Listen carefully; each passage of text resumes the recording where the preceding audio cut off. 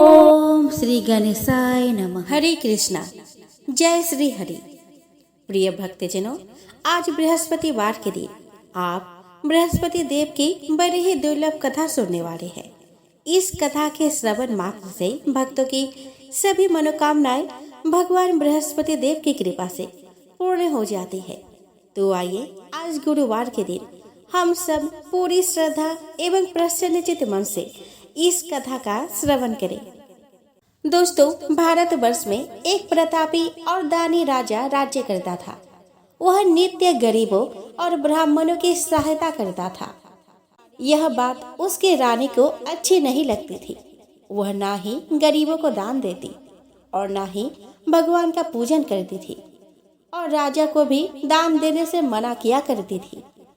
एक दिन राजा शिकार खेलने वन को गए हुए थे तो रानी महल में अकेली थी।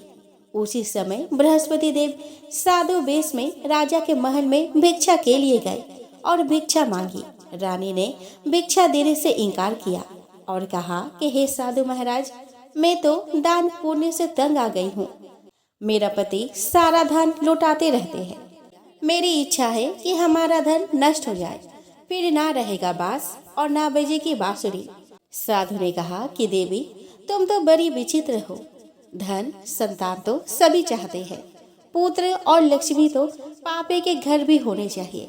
यदि तुम्हारे पास अधिक धन है तो भूखों को भोजन दो, प्यासों के लिए प्याऊ बनवाओ, मुसाफिरों के लिए धर्मशालाएं खुलवाओ। जो निर्धन अपनी कुंवारी कन्या का विवाह नहीं कर सकते, उनका विवाह करा दो। ऐसे और कई काम हैं जिनके करने से तुम्हारा यश लोक परलोक में फैलेगा। परंतु रानी पर उपदेश का कोई प्रभाव न पड़ा। वह बोली कि महाराज, आप मुझे कुछ न समझाए। मैं ऐसा धन नहीं चाहती जो हर जगह बांटती फिरूं। साधु ने उत्तर दिया कि यदि तुम्हारी ऐसी इच्छा है तो तथास्तु। तुम ऐसा करना कि बृहस्पतिवार को घर लीपकर पीले मिट्टी से अपना सिर धोकर स्नान करना, भट्टी चढ़ाकर कपड़े धोना। ऐसा करने से आपका सारा धन नष्ट हो जाएगा। इतना कहकर वह साधु महाराज वहां से आलोक हो गए। साधु के अनुसार कई बातों को पूरा करते हुए रानी को केवल 3 बृहस्पतिवार ही बीते थे कि उसकी समस्त धन संपत्ति नष्ट हो गई। भोजन के लिए राजा का परिवार तरसने लगा। तब एक दिन राजा ने रानी से बोला कि हे रानी, तुम यही रहो, मैं दूसरे देश को जाता हूँ, क्योंकि यहाँ पर सभी लोग मुझे जानते हैं, इसीलिए मैं कोई छोटा कार्य नहीं कर सकता। ऐसा कहकर राजा परदेश चला गया। वहाँ वह जंगल से लकड़ी काट कर लाता और शहर में बेचता। इस तरह वह अपना जीवन व्यतीत करने लगा। इधर राजा के परदेश जाते ही रानी और दासी दुखी रहने लगी। एक बार जब रानी और दासी को 7 दिन तक बिना भोजन के रहना पड़ा तो रानी ने अपने दासी से कहा कि हे दासी, पास ही के नगर में मेरी बहन रहती है। वह बड़ी धनवान है, तो उसके पास जा और कुछ ले आ ताकि थोड़ी बहुत गुजर बसर हो जाए। दासी रानी के बहन के पास गई। उस दिन गुरुवार था और रानी की बहन उस समय बृहस्पतिवार व्रत की कथा सुन रही थी। दासी ने रानी की बहन को अपने रानी का संदेश दिया, लेकिन रानी की बड़ी बहन ने कोई उत्तर नहीं दिया। जब दासी को रानी की बहन से कोई उत्तर नहीं मिला तो वह बहुत दुखी हुई और उसे क्रोध भी आया। दासी ने वापस आकर रानी को सारी बात बता दी। यह सुनकर रानी ने अपने भाग्य को कोसा। उधर रानी के बहन ने सोचा कि मेरी बहन की दासी आई थी, परंतु मैं उससे नहीं बोली, इससे वह बहुत दुखी हुई होगी। कथा सुनकर और पूजन समाप्त करके वह अपनी बहन के घर आई और कहने लगी कि हे बहन, मैं बृहस्पतिवार का व्रत कर रही थी। तुम्हारी दासी मेरे घर आई थी, परंतु जब तक कथा होती है तब तक ना तो उठते हैं और ना ही बोलते हैं, इसलिए मैं नहीं बोली। कहो, दासी क्यों आई थी? रानी बोली कि बहन, तुमसे क्या छुपाऊं, हमारे घर में खाने तक को अनाज नहीं था। ऐसा कहते कहते रानी की आंखें भर आई। उसने दासी समेत पिछले 7 दिनों से भूखे रहने तक की बात अपनी बहन को विस्तार पूर्वक सुना दी। रानी की बहन बोली कि देखो बहना, भगवान बृहस्पति देव सबकी मनोकामनाओं को पूर्ण करते हैं। देखो शायद तुम्हारे घर में अनाज रखा हो।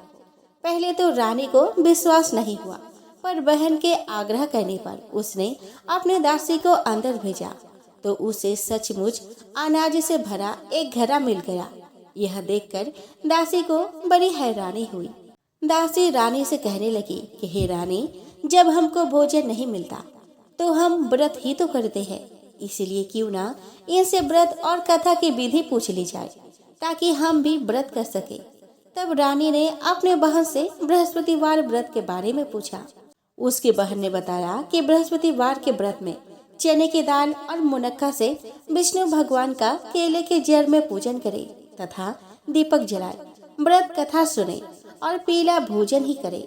इससे बृहस्पति देव प्रसन्न होते हैं। व्रत और पूजन विधि बताकर रानी की बहन अपने घर को लौट गई।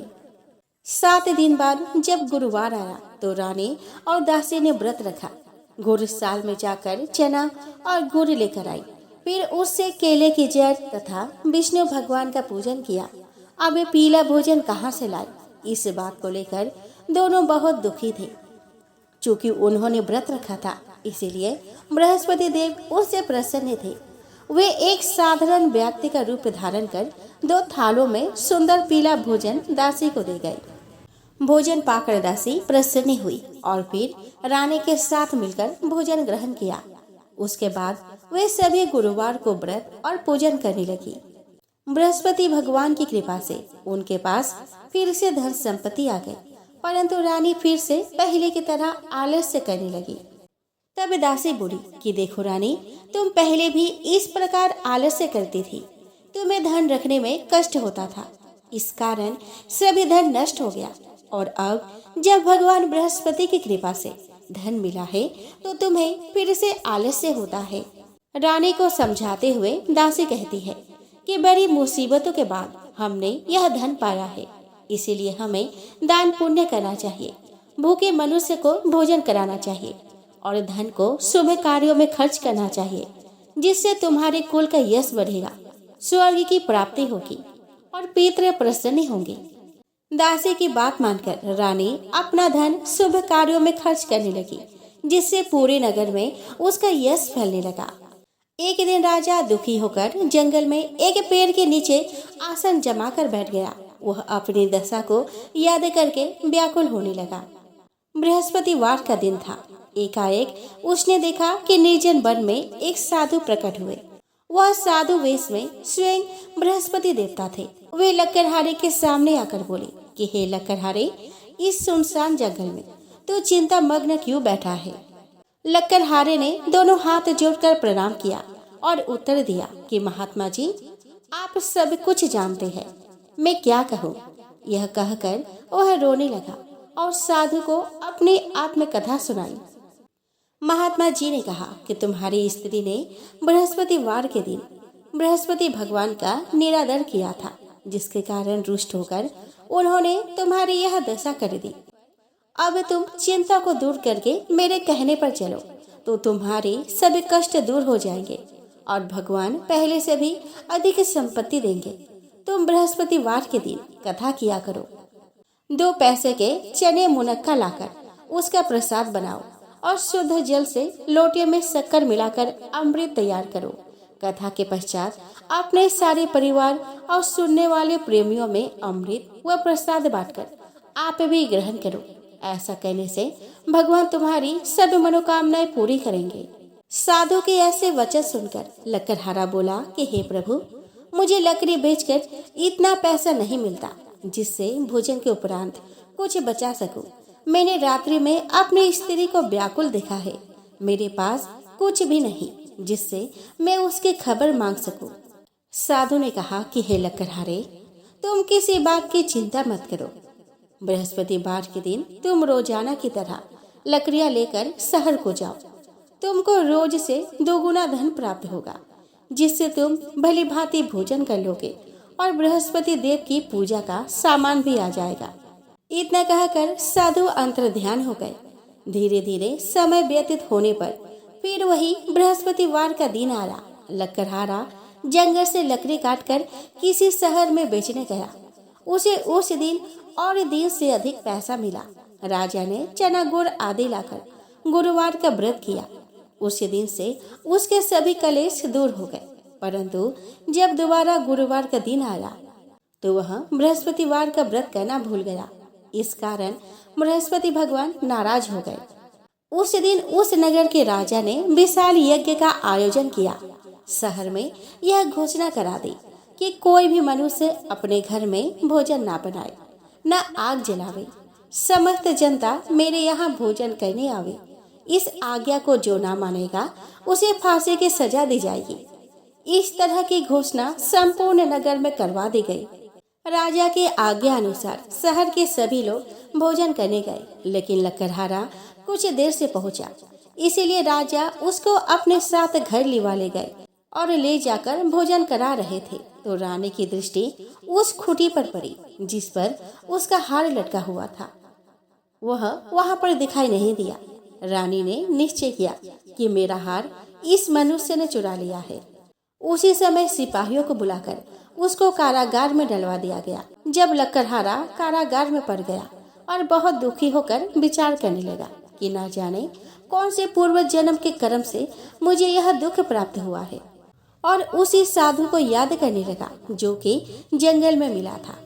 उसी समय तत्काल बृहस्पति देव साधु के रूप में प्रकट हुए और उसकी दशा को देखकर कहने लगे कि अरे मूर्ख, तूने बृहस्पति देव की कथा नहीं करी, इस कारण तुझे दुख प्राप्त हुआ है। अब चिंता मत कर। बृहस्पतिवार के दिन कारागार के दरवाजे पर 4 पैसे परे मिलेंगे।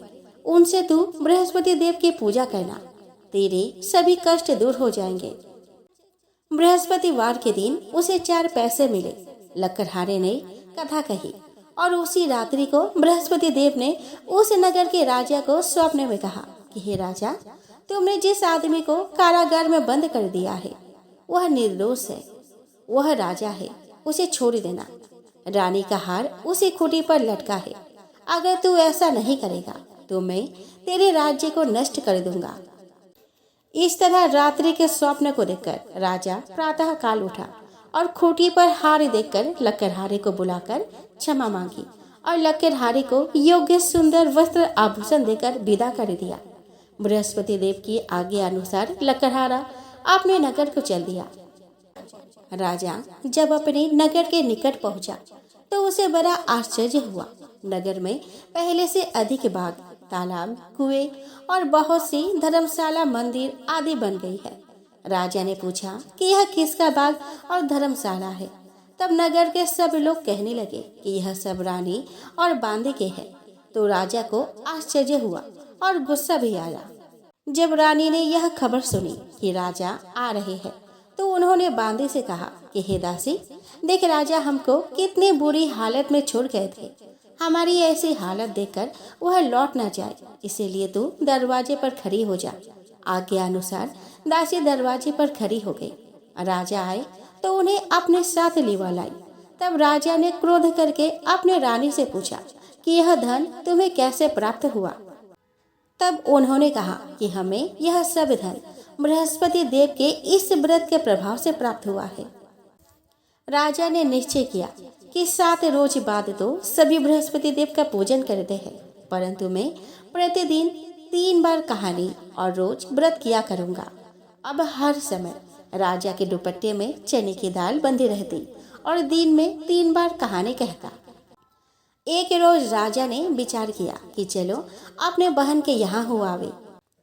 इस तरह निश्चय कर राजा घोड़े पर सवार हो अपने बहन के यहाँ चलने लगा। मार्ग में उसने देखा कि कुछ आदमी एक मुर्दे को लिए जा रहे हैं। उन्हें रोककर राजा कहने लगा कि अरे भाइयों, मेरी बृहस्पति देव की कथा सुन लो। वे बोले कि लो, हमारा तो आदमी मर गया है और इसको अपनी कथा की पड़ी है। परंतु कुछ आदमी बोले कि अच्छा कहो, हम तुम्हारी कथा भी सुनेंगे। राजा ने दाल निकाली और जब कथा आधी हुई थी कि मुर्दा हिलने लग गया, और जब कथा समाप्त हो गई तो राम राम करते हुए वह मुर्दा उठकर खड़ा हो गया। आगे मार्ग में उसे एक किसान खेत में हल चलाता मिला। राजा ने उसे देख और उससे बोला कि अरे भैया, तुम मेरी बृहस्पतिवार की कथा सुन लो। किसान बोला कि जब तक मैं तेरी कथा सुनूंगा तब तक 4 हरैया जोत लूंगा। जा अपनी कथा किसी और को सुनाना। इस तरह राजा आगे चलने लगा। राजा के हटते ही बैल पछाड़ खाकर गिर गया और किसान के पेट में बड़ी जोर का दर्द होने लगा। उस समय उसकी माँ रोटी लेकर आई और उसने जब यह देखा तो अपने पुत्र से सभी हाल पूछा और बेटे ने सभी हाल कह दिया। तो बुढ़िया दौड़ी दौड़ी उस घुड़सवार के पास गई और उससे बोली कि मैं तेरी कथा सुनूंगी, तू अपनी कथा मेरे खेत पर चलकर ही कहना।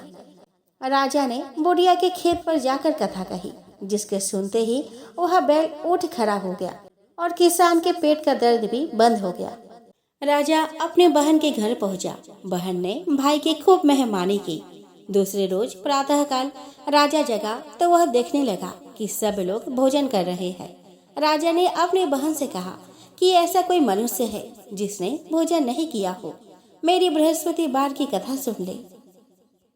बहन बोली कि भैया, यह देश ऐसा ही है कि पहले यहाँ लोग भोजन करते हैं, बाद में अन्य काम करते हैं। अगर कोई पड़ोस में हो तो देखाओ। वह ऐसा कहकर देखने चली गई, परंतु उसे कोई ऐसा व्यक्ति नहीं मिला जिसने भोजन न किया हो। अतः वह एक कुम्हार के घर गई जिसका लड़का बीमार था। उसे मालूम हुआ कि उनके यहाँ 3 रोज से किसी ने भोजन नहीं किया है। रानी ने अपने भाई की कथा सुनने के लिए कुम्हार से कहा। वह तैयार हो गया। राजा ने जाकर बृहस्पतिवार की कथा कही, जिसको सुनकर उसका लड़का ठीक हो गया। एक रोज राजा ने अपने बहन से कहा कि हे बहन, हम अपने घर को जाएंगे, तुम भी तैयार हो जाओ। राजा की बहन ने अपने सास से कहा। सास ने कहा कि हाँ चली जा, परंतु अपने लड़कों को मत ले जाना, क्योंकि तेरे भाई के कोई औलाद नहीं है। बहन ने अपने भैया से कहा कि हे भैया, मैं तो चलूंगी, पर कोई बालक नहीं जाएगा। राजा बोला कि जब कोई बालक नहीं चलेगा तब तुम ही क्या करोगी। बड़े दुखी मन से राजा अपने नगर को लौट आया। राजा ने अपने रानी से कहा कि हम निर्वंशी है, हमारा मुंह देखने का धर्म नहीं है, और यह दुख में वह कुछ भोजन आदि नहीं किया। रानी बोली कि हे प्रभु, बृहस्पति देव ने हमें सब कुछ दिया है, वह हमें औलाद अवश्य देंगे। उसी रात को बृहस्पति देव ने राजा से स्वप्न में कहा कि हे राजा, उठ, सभी सोच त्याग दे, तेरी रानी गर्भ से है। राजा की यह बात सुनकर बड़ी खुशी हुई। 9वें महीने में उसके गर्भ से एक सुंदर पुत्र पैदा हुआ। तब राजा बोला कि हे रानी, स्त्री बिना भोजन के रह सकती है, पर बिना कहे नहीं रह सकती। जब तेरी बहन आवे तो मुझसे कुछ मत कहना। रानी ने सुनकर हाँ कर दिया। जब राजा की बहन ने यह शुभ समाचार सुना तो वह बहुत खुश हुई और बधाई लेकर अपने भाई के यहाँ आई। तभी रानी ने कहा कि घोड़ा चढ़कर तो नहीं आई, गधा चढ़ी आई। राजा की बहन बोली कि भाभी, मैं इस प्रकार न कहती तो तुम्हें औलाद कैसे मिलती। बृहस्पति देव ऐसे ही है, जैसे जिसके मन में कामनाएं है सभी को पूर्ण करते हैं। जो सद्भावना पूर्वक बृहस्पतिवार का व्रत करता है तथा कथा पढ़ता है अथवा सुनता है और दूसरों को सुनाता है, बृहस्पति देव उसके सभी मनोकामनाएं पूर्ण करते हैं।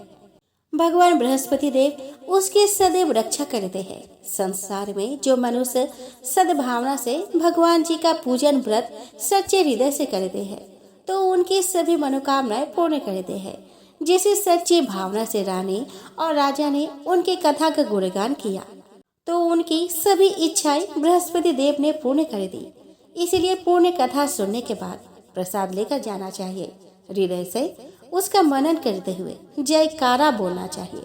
तो बोलो बृहस्पति देव की जय, भगवान विष्णु की जय।